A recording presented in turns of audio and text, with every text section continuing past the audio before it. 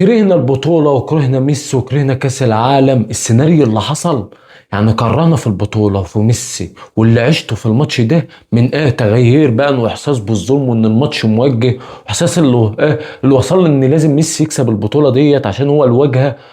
واللي عمله حسام حسن قبل البطولة فما ينفعش دوت هو اللي يصعد. بيتكلم عن فلسطين وامريكا ورئيس الاتحاد اللي قاعد يضحك ويرفع لي العلم بعدها عشان يعني يهدي الموضوع، ان ميسي هو دوت بقى الدراع اليمين بتاع فيفا ولازم ومش عارف وان لازم مصر كانت تخرج. ده خلاني عمري ما هتفرج على الماتش دي تاني في حياتي، لان السيناريو اللي حصل والقلبة النتيجة دي واللي حصل في الماتش ده اعجاز وسرقة حلم الشعب كامل.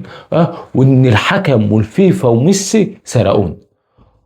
يعني اللي شفته يقهر، ما تعرفش تتخطاه، وبالذات بعد ما قلت لك سويسرا هي اللي هنلعبها. يعني احنا كنا ممكن نوصل لنص نهائي، ممكن نوصل لنهائي. كان ايه التاريخ ده اللي كنا نعمله؟ ايه التاريخ اللي كنا نعمله ده؟ ايه التاريخ اللي كنا نعمله ده؟ كنا على بعض لحظات في كتابة التاريخ، بعض اللحظات لولا ياسر ابراهيم بيلعب على الاوفسايد. طب الجون التالت كلنا بنهاجم وعندنا الشجاعة. ليه اللعيبة كان مصدقة عندها الشجاعة اللي هي ممكن تجيب جون تالت؟ فنطلع بكل اللعيبه ديت في الهجمه ديت في الثواني الاخيره بعد 2-2 بعد ما عملوا علينا رومنتادا، فنسيب كل المساحات ديت فتترفع بالطريقه ديت فتخش الجون الثالث. في السيناريو اللي هو بيحصل، طب هي ضربه جزاء لمحمد صلاح ولا لا؟ طب حمدي فتحي ليه فاول ولا لا؟ طب الفار بيطلب يرجع هنا وما بيرجعش هنا. خلى العالم كله بيتكلم عن المباراه.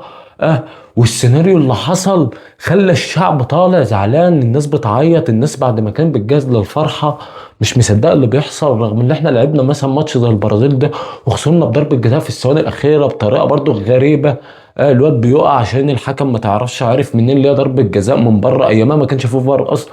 يعني انت متخيل ايام اصلا ماتش القارات دي ما كانش فيه فار اصلا في ماتش البرازيل، فالحكم يحسبها بعد 10 دقايق ما تعرفش اسمعها فين. اه انت فاهمني؟ والناس كانت طالعه فرحانه، ولغايه دلوقتي بنقعد نتكلم على الشوط الثاني بتاع ماتش مصر والبرازيل. اما ماتش الارجنتين دي الواحد عاوز ينساه من الذاكره. اللي حصل في المباراه من حاجات وتوجهات ان لازم ميسي هو اللي يكسب. وان لازم الفيفا هو ده الشكل اللي لازم يوصل للنهائي يكون فرنسا والارجنتين. وان الفرق مش لازم تحلم للدرجات وان هي تكسب الفرق ديت. واللي حصل قبلها اصلا في ماتش امريكا يخليك يا اخي تعجز على اللي احنا شفناه في المباراه ديت. حزن مش عارف تعديه بسبب ان كمان كنا نقابل سويسرا. انا بقول لك اللي كان هيحصل ما كانش طبيعي. المصريين، انا عن نفسي كنت بقول بجهز نفسي ان انا انزل الشارع. كذا واحد حتى اللي مش لاقي ما كانش معاه فلوس كان بيقول لك انا جهزت ولاد وكنت هصرف ال1000 جنيه على اولادي في اليوم ده واجيب لهم ترمس وبتاع. العيال تفرح بعد الماتش كله دخل ينام من الحزن بعد ما والجون اللي هو اتلغى. الناس كانت بتعيط، اعرف ناس اقسم بالله عيطت. هيثم حسن هو بيرقص مش بالسرعه بالمهاره، بيعدي من واحد واثنين وثلاثه واربعه وبيعدي وبيرقص وبيكسر وبيدي محمد صلاح فبيتقل عليها بيدب مشط رجله لزيكو فبيحطها بنفس طريقه دي ماريا في نهائي كاس العالم اللي فات. ايه الكوره اللي احنا كنا بنلعبها ديت؟ كل ده بيضيع في 10 دقايق، اقسم بالله في 10 دقايق. الحلم ضاع في 10 دقايق. شويه انضباط، شويه تركيز، شويه بس من حسام حسن يكون مركز وينزل مثلا حسام عبد المجيد. ويهدي اللعيبه وينزل واحد يمسك ميسي اخر 10 دقايق ساعه ما راح على الجناح وسابه من العمق بقى وقال لك خلاص بقى مش عاوز مناه. ان ميسي يعيط بعد المباراه عشان هو كان عارف ان المعجزه اللي عملوه معجزه وكان سيناريو مجنون ومستحيل يرجعوا تاني.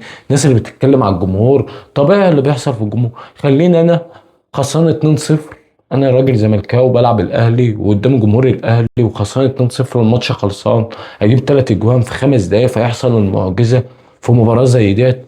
لازم اكسر ولازم اشتم ولازم ابص ولازم يكون عندي الحماس. احنا بنلعب كوره، احنا بنلعب كوره، بنلعب كوره حرب، حرب لنا لا انت. فرقه خسرانه لغايه الدقيقه 80 2-0 جابت 3 اجوان، عاوز الجمهور ايه يعني؟ انا لو من الجمهور كنت اتجننت ونزلت الملعب شلت اللعاب، اقسم بالله كنت شلت اللعيب من اللي حصل.